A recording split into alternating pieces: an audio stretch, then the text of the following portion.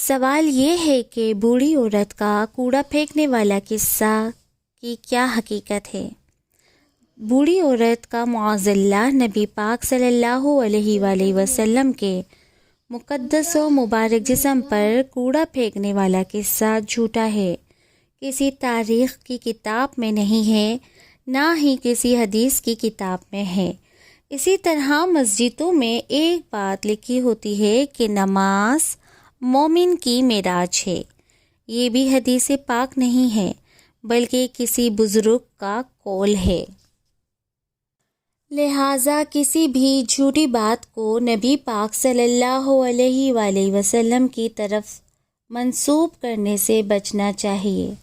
حدیث پاک میں سخت وعید بیان کی گئی ہے۔ نبی پاک صلی اللہ علیہ وآلہ وسلم نے فرمایا، جو مجھ پر جھوٹ بولتا ہے وہ اپنا ٹھکانہ جہنم بنا لے۔ صحیح بخاری و مسلم۔ آج کل بالخصوص اس سوشل میڈیا کے دور میں لوگ بہت ساری دینی باتیں، بالخصوص حضرت علی رضی اللہ تعالی عنہ کے نام کے اقوال اور اسی طرح حدیثیں اور دینی باتیں پھیلاتے جاتے ہیں۔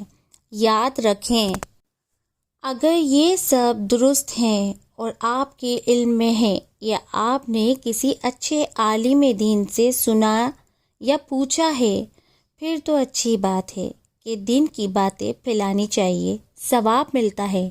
لیکن اگر یہی باتیں جھوٹی ہوئی یا بغیر تحقیق کے آگے بیان کی جائیں تو اس میں بجائے ثواب کے گناہ ہے، اور گناہ بھی ایسا ہے کہ اگر غلط بات آپ ایک دفعہ سینڈ کر دیں یا کسی کو بتا دیں تو وہ جب تک وہ سنے گا یا آپ کی وہ ویڈیو جاری رہے گی یا آپ کا بھیجا ہوا میسج سینڈ ہوتا رہے گا، یہ گناہ جاریہ ہوگا۔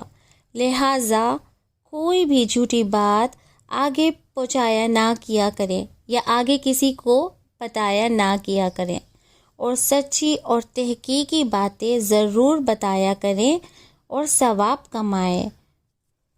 ہمیشہ توڑنا نہیں جوڑنا سیکھیں، کیونکہ توڑنے والوں کی تو حویلیاں بھی ویران رہ جاتی ہیں اور جوڑنے والوں کی قبریں بھی آباد رہتی ہیں۔ سبحان اللہ۔ السلام علیکم ورحمۃ اللہ وبرکاتہ۔